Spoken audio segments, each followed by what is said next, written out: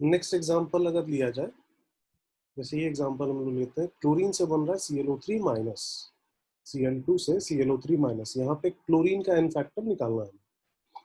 तो क्लोरीन का N factor अगर निकालना है, यहाँ ऑक्सीडेशन नंबर 0 है, ये कन्वर्ट हो जा रहा है ClO3 माइनस में, यहाँ ऑक्सीडेशन नंबर +5 है, इसका ऑक्सीडेशन हो गया।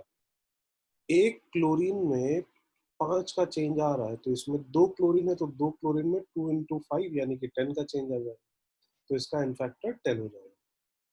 ठीक वैसे ही अगर Cl2 से हम लोग बना दें ClO4 माइनस, तो यहाँ ऑक्सीडेशन नंबर 0 था जो कि चेंज होके हो गया +7, ऑक्सीडेशन हो गया।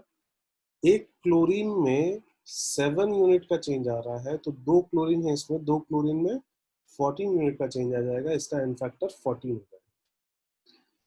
ये एग्जाम्पल थे हम लोग जो देख रहे थे, ये ऑक्सीडेशन नंबर चेंज मेथड से हम लोग निकाल रहे थे कि एक मॉलिक्यूल में टोटल कितना चेंज है ऑक्सीडेशन नंबर। जो दूसरा मेथड था इलेक्ट्रॉन वाला, उससे भी हम लोग निकाल सकते हैं। इलेक्ट्रॉन वाला अगर रिएक्शन में रिएक्शन बैलेंस्ड है, इलेक्ट्रॉन सही से लिखे गए हैं, बैलेंस्ड, तो बहुत आसान होता है एन फैक्टर निकालना। आपको बस ये देखना होता है कि एक मॉलिक्यूल के लिए कितने इलेक्ट्रॉन वो ले रहा है, कितने इलेक्ट्रॉन वो दे रहा है एक मॉलिक्यूल। जैसे अगर एग्जांपल लें H2 से 2H plus 2 electron, reaction balanced है, इलेक्ट्रॉन भी बैलेंस्ड है, तो हम लोग सिंपल सा देख सकते हैं कि H2 का एक मॉलिक्यूल 2 इलेक्ट्रॉन दे रहा है, तो इसका एन फैक्टर 2, सिंपल सा एन फैक्टर इसका 2 है। इसको ऑक्सीडेशन नंबर चेंज मेथड से भी देख सकते हैं, यहाँ ऑक्सीडेशन नंबर 0 है, यहाँ ऑक्सीडेशन नंबर +1 है, एक हाइड्रोजन में 1 यूनिट का चेंज है, तो इसके एक मॉलिक्यूल में 2 हाइड्रोजन है, तो 2 हाइड्रोजन में 2 into 1 यानी कि 2 यूनिट का चेंज, एन फैक्टर 2 हो जाएगा। तो ऑक्सीडेशन नंबर चेंज मेथड थोड़ा लंबा हो गया। अगर इलेक्ट्रॉन है तब फिर उसी से निकाला जाएगा, बहुत आसान होगा। ये देखना है बस कि एक मॉलिक्यूल कितने इलेक्ट्रॉन दे रहा है या फिर कितने इलेक्ट्रॉन ले रहा है। जैसे यहाँ एक हाइड्रोजन मॉलिक्यूल 2 इलेक्ट्रॉन दे रहा है, एन फैक्टर सीधा सीधा 2। वही अगर रिएक्शन को हम लोग उल्टा करके लिख दे, 2H प्लस 2 इलेक्ट्रॉन, इससे बन रहा है H2, और यहाँ आप H प्लस का एन फैक्टर निकालना है। तो इलेक्ट्रॉन वाले मेथड से अगर देखा जाए तो 2H प्लस 2 इलेक्ट्रॉन ले रहा है, तो एक H प्लस कितना इलेक्ट्रॉन लेगा, तो एक, तो इन फैक्टर 1। इसको ऑक्सीडेशन नंबर चेंज मेथड से देखें तो यहाँ ऑक्सीडेशन नंबर +1 है, यहाँ ऑक्सीडेशन नंबर 0 है, एक हाइड्रोजन में 1 यूनिट का चेंज है, और इसके एक मॉलिक्यूल में एक ही हाइड्रोजन है, 2 तो इसका कोफिशिएंट है। इसके एक मॉलिक्यूल की अगर बात की जाए, एक मॉलिक्यूल में एक ही हाइड्रोजन है, तो एक हाइड्रोजन में 1 यूनिट का ही चेंज आएगा, इन फैक्टर 1 होगा। तो चाहे ऑक्सीडेशन नंबर चेंज मेथड से निकालिए या फिर कितने इलेक्ट्रॉन लॉस्ट या गेन हो रहे हैं पर मॉलिक्यूल, उस दोनों से सेम आंसर आएगा। बट इलेक्ट्रॉन वाले मेथड से इजी होता है निकालना, लेकिन बहुत सारे रिएक्शंस को दिया नहीं रहता है, इसलिए हमारी मजबूरी होती है कि ऑक्सीडेशन नंबर चेंज से निकालें। चलिए, इसके कुछ क्वेश्चंस आप लोग को मिलेंगे असाइनमेंट में लगाने के लिए।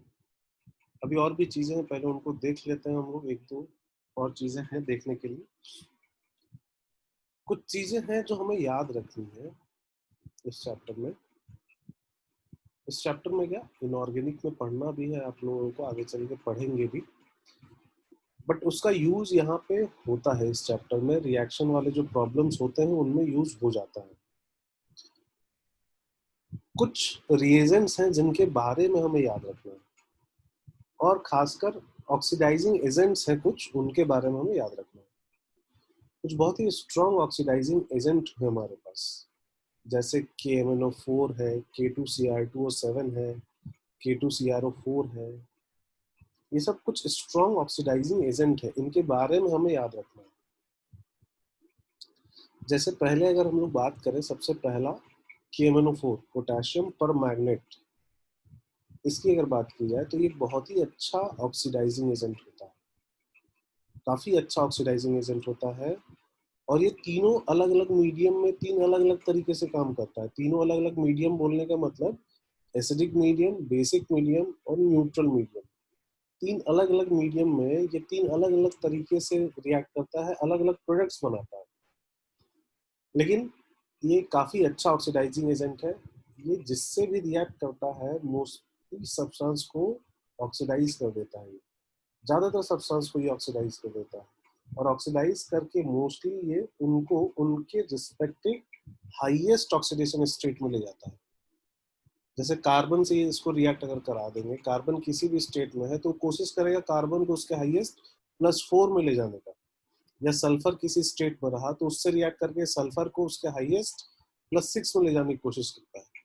मतलब मोस्ट ऑफ द एलिमेंट्स को आप जिससे इसको रिएक्ट कराएंगे तो उसको अपने रिस्पेक्टिव हाईएस्ट ऑक्सीडेशन स्टेट में ये ले जाने की कोशिश करता है।